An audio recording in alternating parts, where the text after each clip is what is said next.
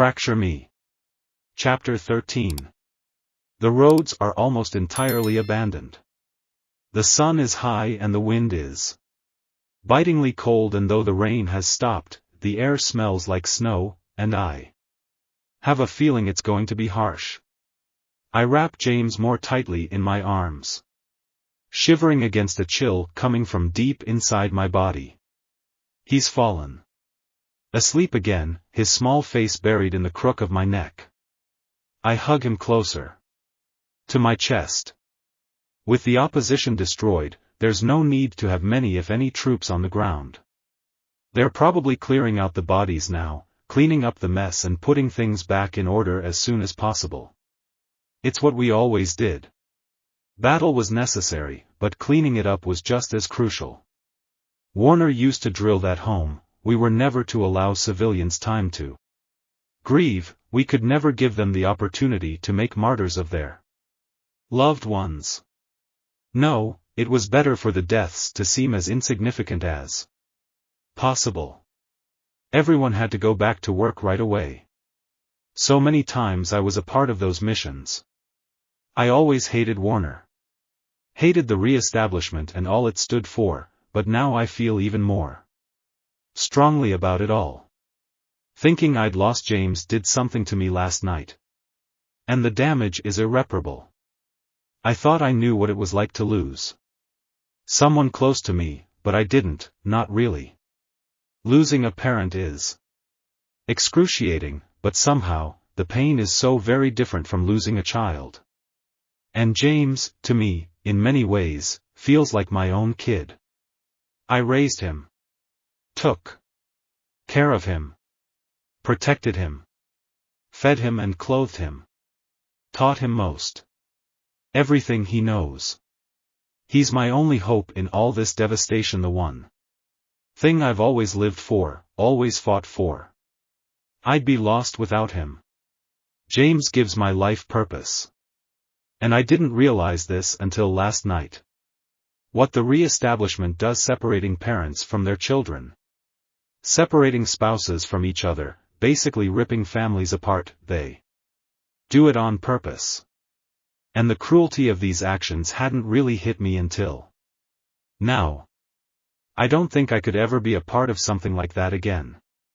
Chapter 14. We pull into the underground parking garage without a problem, and once we're inside, I can exhale. I know we'll be safe here.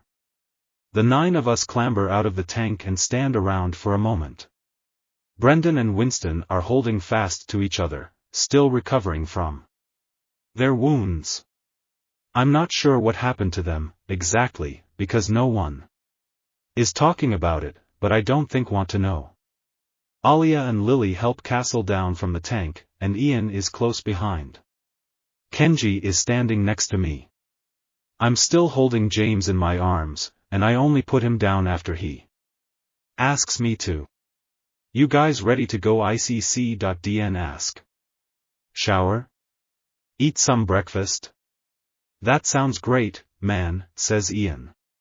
Everyone else agrees. I lead the way, James clinging to my hand. It's crazy, the last time we were here, we were on the run from Warner. Me and Juliet. It was the first time she met James, the first time it felt like we could really have a life together. And then Kenji showed up and redirected the course of everything. I shake my head, remembering. It feels like a million years ago, somehow. So much has changed. I was practically a different guy back then. I feel much older and harder and angrier now. Difficult to believe it was only a few months ago. The front door is still messed up from when Warner and his guys busted it open, but we make do. I yank on the handle and then shove, hard, and the door swings inward. Suddenly we're all crossing the threshold. 0. I'm looking around, amazed to see everything almost exactly the way we left it. A few things are knocked over and the place needs a serious cleaning, but it'll work. It'll be a great, safe place to live for a while. I start flipping switches and the small rooms flicker to life, fluorescent lights humming steadily in the silence. James bolts toward his bedroom, and I check the cabinets for canned goods and non-perishable items. We've still got tons of saran-wrapped packages for the automat. I breathe a sigh of relief. Who wants breakfast? I ask, holding up a few packets. Kenji falls to his knees, shouting, "Hallelujah," in the process. Ian practically tackles me. James comes racing out of his room shouting, "Me. Me, I do," and Lily laughs her head off. Alia smiles and leans against the wall as Brendan and Winston collapse on the couch, groaning in relief. Castle is the only one who remains silent. "All right, everyone," Kenji says.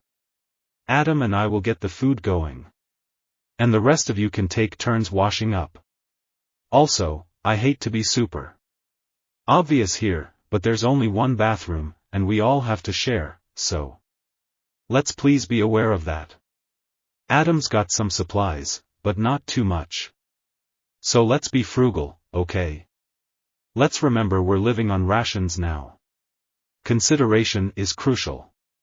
There's general consent and lots of nodding, and everyone busies themselves with a different kind of preparation. Everyone except Castle, who sits down in the single armchair and doesn't move. He seems to be doing worse than Brendan and Winston, who happen to be in actual physical pain. I'm still staring at the two of them when Ian slips away from the group to ask me if I have anything to help patch up Brendan and Winston. I assure him that I'll use whatever supplies I've got to fix them up as best I can, that I always have a little medical kit at home, but it's not extensive, and I'm not a medic. But I know enough. I think I'll be able to help. This cheers up Ian significantly. It's only once Kenji and I are busy preparing food in the kitchen that he brings up the most pressing issue. The one I'm still not sure how to resolve. So what are we going to do about? Chapter 12. James stirs in my arms. I'm awake in an instant, blinking fast and looking around to find everyone else still asleep. The sun slits open the horizon to let the light out, and the morning is so still, and so quiet, it seems impossible there's ever been anything wrong. The truth, however, comes back too quickly. It's bricks on my chest, pressure in my lungs, aches in my joints, and metal in my mouth, reminders of the long day, the longer night, and the boy curled up in my arms. Death and destruction. Slivers of hope. Kenji drove us to a remote location and used the last of his strength to make the tank invisible for most of the night. It was the only way we could wait out the battle and manage to sleep for a few hours. I'm still not sure how that guy is functioning. He's definitely way stronger than I've ever given him credit for. The world around us is eerily calm. I shift a little and James is alert, up and asking questions the moment his mouth hinges open. His voice disturbs everyone, startling them awake. I use the back of my hand to rub at my eyes and adjust James in my lap, holding him close. I drop a kiss on the top of his head and tell him to be quiet. "Why?" he asks. I cover his mouth with my hand. He slaps it away. "Good morning, sunshine." Kenji blinks in our direction. "Morning," I say back. "I wasn't talking to you," he says, trying to smile. "I was talking to the sunshine." I grin in response, not really sure where we're going with this.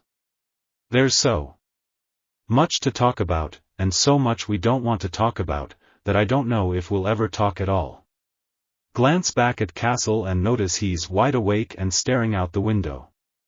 I wave hello. "Did you sleep all right?" I ask him. Castle stares at me. I glance at Kenji. Kenji looks out the window, too. I blow out a breath. Everyone makes their way back to the present, slowly but surely. Once we're all in semi-working condition, Brendan and Winston included. Kenji doesn't waste any time. We have to figure out where we're going to go, he says. We can't risk being on the road for too long, and I'm not sure how long or how well I'll be able to project. My energy is coming back, but slowly, and it's in and out. Not something I can rely on right now. We also need to think about food. Ian says groggily. Yeah, I'm pretty hungry, James adds. I squeeze his shoulders. We're all starving. Right, Kenji says. So does anyone have any ideas? Silence from all of us. Come on, guys, he says. Think. Any hideouts, any secure spots. Anywhere you've ever crashed that was once a safe space. What about our old house? James asks, looking around. I sit up straighter, surprised I hadn't thought of it myself. Right, of course, I say. Good idea, James. I muss his hair. That would work. Kenji pounds his fist on the steering wheel. Yes, he says loudly. Good. Excellent. Perfect, thank God.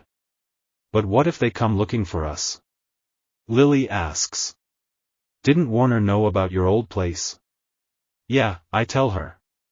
But if they think everyone from Omega Point is dead, they won't think to come search for me. Or any of us. At that, the car goes dead quiet. The elephant in the room has made an appearance, and now no one knows what to say. We all look to Castle for direction on how best to proceed, but he doesn't say a word. He's staring straight ahead at nothing at all, like he's been paralyzed from the inside. Let's go, Alia says quietly.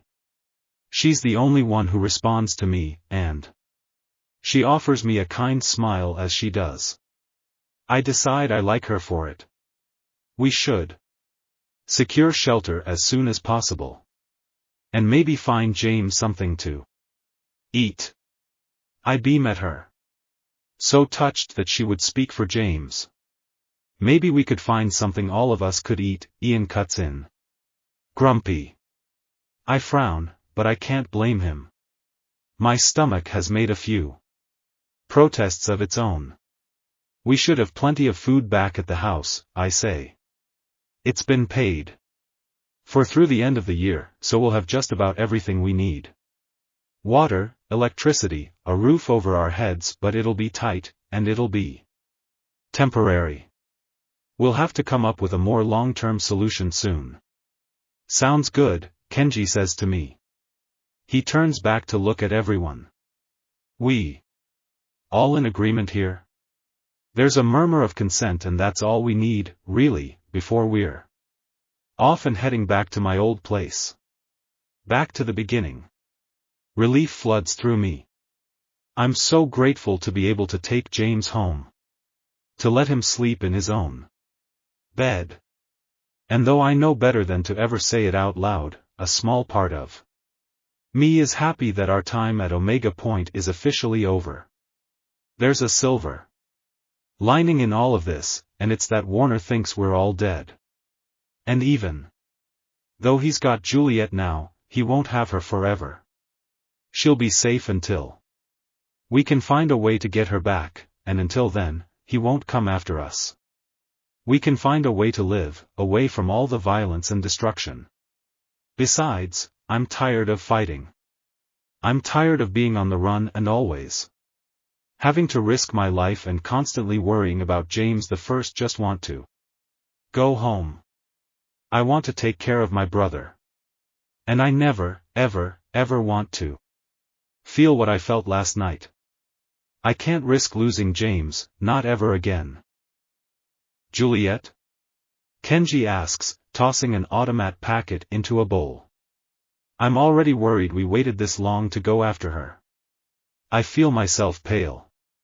I don't know how to tell him I had no immediate plans to go back out there. Certainly not to fight, not after what happened to James. I don't know, I say, I'm not sure what we can do. Kenji stares at me, confused. What do you mean? We have to get her out of there. Which means we have to break her out of there, which means we've got to plan another rescue mission. He shoots me a look. I thought that was obvious. I clear my throat. But what about James? And Brendan and Winston? And Castle? We're not doing too well over here. Is it okay to just leave them here and dash? Dude, what the hell are you talking about? Aren't you in love with this girl? Where's the fire under your ass?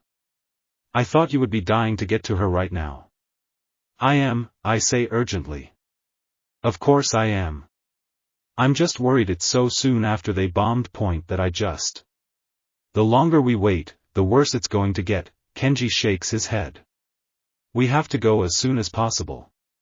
If we don't, she'll be stuck there forever and Warner will use her as his torture monster. He'll probably kill her in the process without even meaning to. I grip the edge of the counter and stare into the sink. Shit. Shit shit shit. I spin around at the sound of James's voice, listen for a moment as he laughs at something Alia said. My heart constricts just thinking about walking away from him again. But I know I have a responsibility to Juliet. What would she do if I weren't there to help her? She needs me. Okay, I sigh. Of course. What do we have to do? Chapter 15. After breakfast, which was actually closer to lunch, I tend to Brendan and Winston for a bit, and set them up on the floor so they can get some proper rest. James and I had collected a decent stash of ratty blankets and pillows over the years, so there's just enough to go around, and thank God for that. Because it's cold as hell. We even wrapped a blanket around Castle's shoulders. He's still barely moving, but we forced him to eat, so at least he's got a little color in his cheeks now. With Brendan and Winston settled, Ian and Alia and Lily fed and comfortable, James safe and sound, and Castle resting, Kenji and I are finally ready to initiate some new plans. I'm going to go out, Kenji says. Get on base and get nosy. Listen for rumors and whispers of what's going on, maybe even find Juliet, give her a heads up that we're coming for her soon. I nod. That's a great start. Once I know more about what's going on, we can make a firm plan. Scoop her up, and bring her home. So as soon as she's back, I say, we'll have to move again. Probably, yeah. I nod a few times. Okay. All right. I swallow hard. I'll wait here until you get back. Sounds good. Kenji grins, and then he's gone. Disappeared. The front door is yanked open and yanked closed, and I'm staring at the wall and trying not to freak out too much about what's going to happen next. Another mission. Which means another chance to screw everything up. And get ourselves killed.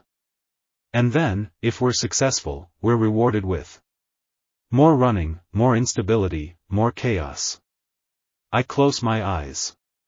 I love Juliet. I really do. I want to help her and support her and be there for her. I want us to have a future together. But sometimes I wonder if it's ever going to happen. This isn't easy to admit, but part of me doesn't want to put James at risk again on the run again for a girl who broke up with me. A girl who walked away from us. I don't know what the right thing is anymore. I don't know if my allegiance is to James or Juliet. Chapter 16. Kenji is back after only a couple of hours. His face ashen, his hands trembling, he's breathing hard and his eyes are unfocused, and he sits down on the couch without a word, and I'm already panicking. What happened? I ask. What's going on? Lily says. You okay, bro? This from Ian. We pepper him with questions and he doesn't answer. He stares. Unblinking, a replica of Castle, who's sitting in a chair across from him. Finally, after a long moment of silence, he speaks. 3 words. Juliet is dead. Chaos. Questions are flying and screams are muffled and everyone is shocked. Horrified, freaking out. I'm stunned. My brain feels paralyzed, unwilling to process or digest this information. Why? I want to ask. How? How? How is it possible? But I can't speak. I'm frozen in horror. Grief. It wasn't Warner who came after her, Kenji is saying, tears falling fast down his face. It was Anderson. Those were Anderson's men. They made the announcement just a couple hours ago, he says, choking on the words. They said they bombed Omega Point, captured Juliet, and killed her just this morning. The Supreme has already headed back to the capital. No, I gasp. We should have gone after her, Kenji is saying. I should have stayed behind. I should have tried to find her. It's my fault, he says, hands in his hair, fighting back tears. It's my fault she's dead. I should have gone after her. It's not your fault, Ian says to him, rushing over and grabbing his arms. Don't you dare put that on yourself. We lost a lot of people, Lily says. People dear to us that we couldn't save. This is not your fault. I promise. We did our best. Everyone is consoling Kenji now, trying to reassure him that there's no guilt necessary, no person to blame for all this. But I can't agree. I trip backward until I hit the wall, leaning against it for support. I know who to blame. I know where the fault lies. Juliet is dead because of me.